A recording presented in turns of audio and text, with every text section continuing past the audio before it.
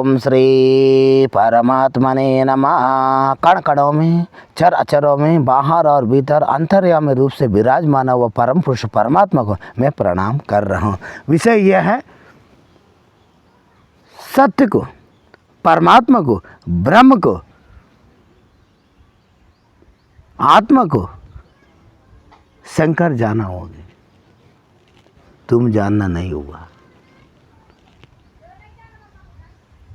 बुद्ध ने पाया होगी, तुम्हारे पाना नहीं हुआ। रमण महर्षि ने पाया होगी, फिर भी तुमने पाना नहीं हुआ। श्री कृष्ण जाना होगी, फिर भी तुम्हारे जानना नहीं हुआ।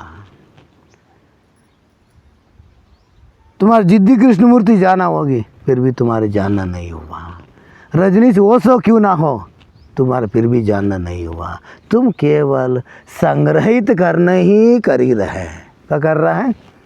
तुम वो कूड़ा कचड़ा के केवल संग्रहित ही कर ही रहे। इन्हीं के कारण तुम कभी जान ही नहीं सकते हैं परमात्मा को। परमात्मा के बता छोड़ दो। आनंद क्या है, परमानंद क्या है, आत्म क्या है और ब्रह्म क्या है, ईश्वर क्या है, तुम इसी में परखने में ही तुम्हारे जीवन व्यतीत हो जाएगी, व्यतीत हो जाएगी। क्यों है? उनने जाना, उनने जाने से तुम्हारे जानने नहीं हुआ। उनने उधर पहुंचा, साक्षात्कार किया, अपने अनुभूति किया, स्वयं किया। तुम सोच रहे है कोई बना बनाओ मिल जाए, मिलने से क्या होगा? हाँ, मिलने से कुछ नहीं होते, लेकिन तुम स्वयं ही उधर जाना पड़ता है। हाँ, एक वो रामकृष्ण परमहंस के भी सभी लोग, सारा संसार का आदमी कह रहे थे इनने परमहंस हो गए, नहीं, लेकिन उनको पता थी मेरा एक सीढ़ी रह गए, मेरा के थोड़ी से किंचित रह गए। ऐसा मन में उनको संशय रहा। संशय कैसे रहा? जब मैं आँख बंद करता हूँ, मेरे अंदर द्वि आता है। द्वि माने दो दिखाता है। एक काली माता आता है और काली माता और मैं दो है, और ये दिखा रहे मेरा अभी एक नहीं हुआ, अद्वैत मेरे साथ नहीं घटा। ऐसा बार बार अंदर अंदर ही कोसते रहता है। ऐसी एक घटना बताता है। उसी क्षण में तोतापुरी पहुंच जाता है। उनसे विनती करता है, प्रभु मैं अभी परमहंस नहीं हूँ, मैं जहाँ पहुँचना चाहिए ईश्वर के दरवाजे पास, कि वो थोड़ी से रह गया है। सारा संसार आदमी कह रहा है, लेकिन मेरे को स्वयं पता है मेरा किंचित एक पग रह गया है। कितने रह गए? केवल एक पग रखना है। ईश्वर के द्वार खोले ही है, मैं उधर पहुंचना चाह रहा, एक पग के लिए रह गया। अब आप उसको जानना चाह रहा, मैं आँख बंद करता, मैं जिसको आराधना कर रहा, महाकाली आता है, और मैं क्या करूँ? इन्हीं कारण मेरे अड़चन यही बनी है। हाँ, उधर पहुंचने के लिए कोई नहीं रहे, मैं स्वयं ही मिटना चाहिए तभी उधर पहुंचता है। और उधर मैं भी मौजूदा हूँ, महाकाली मौजूदा है, मैं कैसा जानूँ उधर कैसा पहुंचूँ? केवल एक पग दूर रह गए। कितने रह गए? एक पग रखना है। वे परमात्मा के द्वार एकदम खोली है, मैं पहुंच नहीं पा रहा हूँ। जब तोतापुरी बताता है तुम एक काम करो,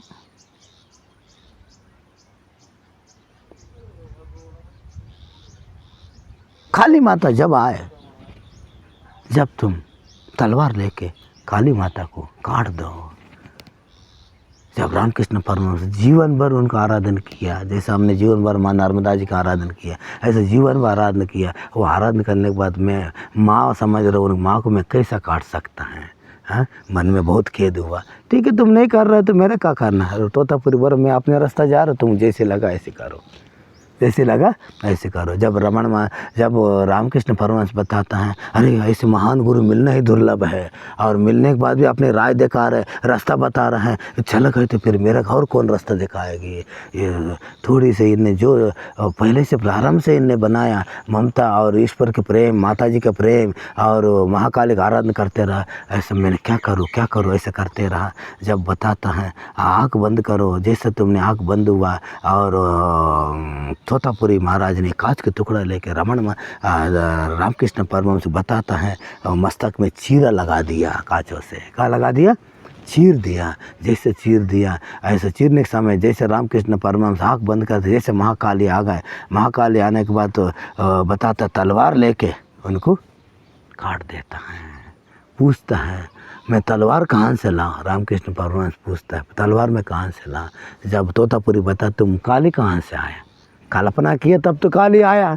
ऐसे कल्पना करो, तलवार भी ऐसा ले लो, ऐसा लेके काटता है। काटने के बाद जैसे महाकाली उधर से नष्ट हो जाता है, इधर से इनकी धार, खून की धार लथपथ, पूरे शरीर लथपथ होता है। बताता है 6 घंटा तक बेहोश रहा, 6 घंटे तक किसी से बोला नहीं, बेहोश रहा। बताता है 6 घंटे के बाद आँख खोलता है, हाँ अब मैं मिट गया, अब मैं मिट गया, अब मेरा एक पग की जो रास्ता से वो खुल गया, ऐसा खुल गया। ऐसे इन्हीं ने बताता है रामकृष्ण परमहंस। अनुभव के बाद साक्षात्कार के बाद भी रहने के बाद वो वापस आके साधक के लिए ये बताता है ईश्वर ऐसी है। ऐसा उनके सानिध्य में बैठने में तुमके अनुभव होगी।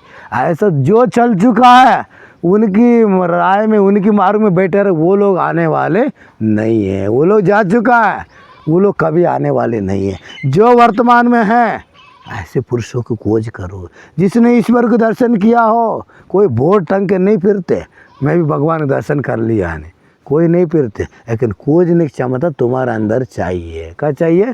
खोजने की क्षमता। तुम कैसे खोजेगी? खोजने के लिए यही क्षमता चाहिए, तुम्हारा अहंकार चूर हो, तुम्हारा अहंकार ना हो रहा हो, तुम्हारे पास झुकने की हो, गुरु के चरण में जाए चरणागति लेने की हो, मैं भी संसार पार करना चाह रहा हूँ, ऐसा तुम्हारे पास अहंकार से नहीं हो जाएगी, तभी तुमको गुरु दिखाएगी। गुरु तो संसार में कई जगह में है, हाँ। तुम भी ऐसे गुरु ढूंढता हो, तुम्हारे गुरु भी कैसा होने चाहिए, तुम ढूंढते ही ऐसे गुरु। उदाहरण बताता है, गोपीचंद, रानी मैनावती, बालक गोपीचंद, माता जी बोलता है योग दीक्षा ले लो बेटा, योग दीक्षा ले लो।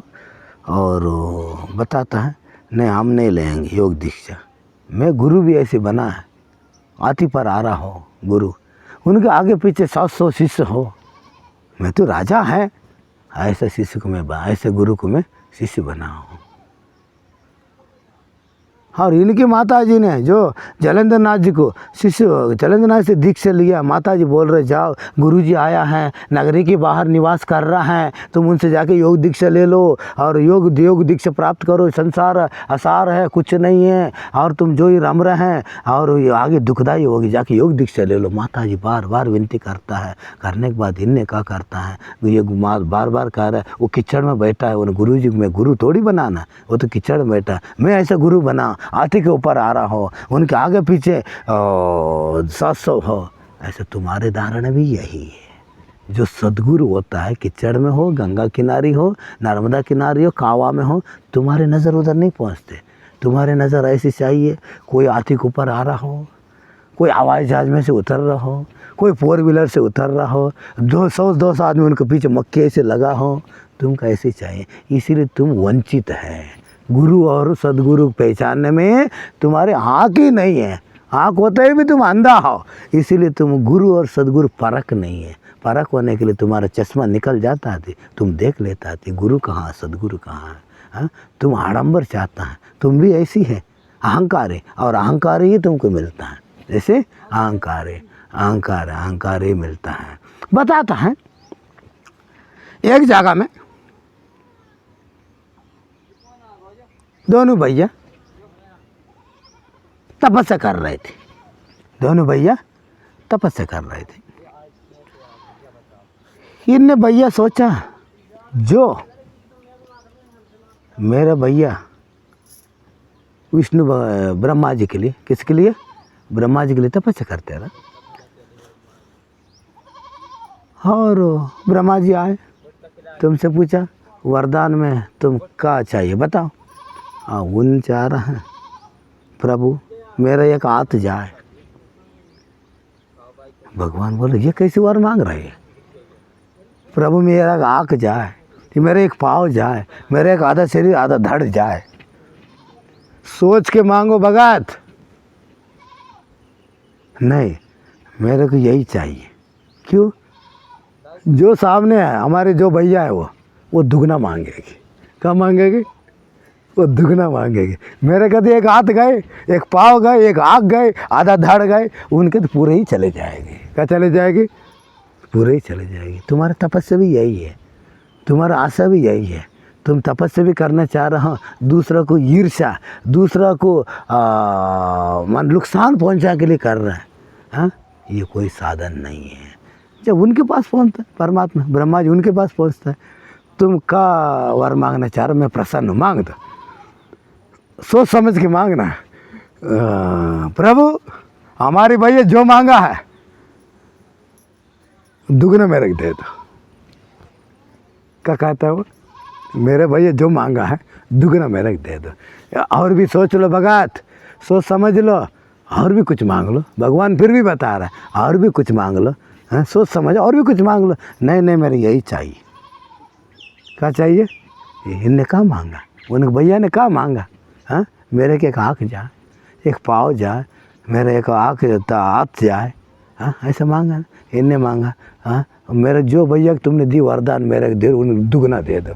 ऐसे कहा, दुगना देते हुए इन्हें क्या कर दिया, उनको वो शरीर भी अंग सब नष्ट हो गए। तुम्हारा तपस्या भी ऐसी है, तुम तपस्या भी करना चाह रहा हो, किसी खोज भी करना चाह रहा हो, तुम अहंकार की खोजना चाह रहा है। इसमें इसको खोजना चाह रहा है, अहंकार की खोजना चाह। तुम्हारे अंदर इसमें कोई आध्यात्मिक नहीं है, तुम्हारे अंदर कोई स्वयं की खोज नहीं है। इसलिए मैं बता रहा हूँ, स्वयं को खोजना है और स्वयं को जानना है अपने। और शास्त्र की सहारा ले, उनके सहारा ले, तुम स्वयं ही प्रयास करो। क्या करो?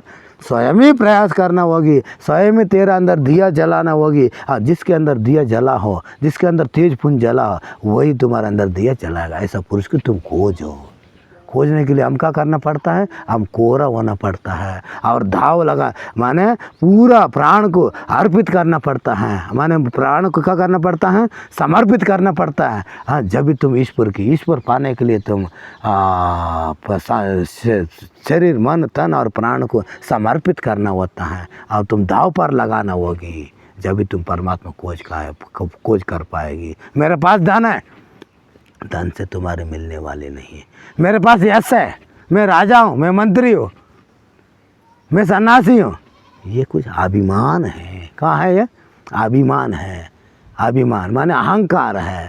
ये अहंकार तो नष्ट होना है। अहंकार नष्ट हो तो मैं कुछ भी नहीं हूँ, मैं ईश्वर के सामने कुछ भी नहीं हूँ, मैं किंचित क्षण भी मात्र भी नहीं हूँ। ऐसे तुम निर्णय करो, ऐसे तुम ठोस करो। ठोस करने के बाद तुम उन शरणागति जाओ और तुम शरणागति पाने के बाद तुमको ईश्वर तुम्हारे लिए दूर नहीं है। इसीलिए परमात्मा पाने के लिए तुम स्वयं ही जाना पड़ेगा, स्वयं ही प्रयास करना पड़ेगी। जब तुम चलेगी जब भी तुम्हारी यात्रा सफल होगी, नहीं हो तो तुम्हारी यात्रा अधूरी बने रहेगी, बार बार मरते रहेगी, बार बार वापस आते रहेगी। इसीलिए ऐसे सद्गुरु खोजो, वापस ना आना पड़े। ओम श्री परमात्मने नमः।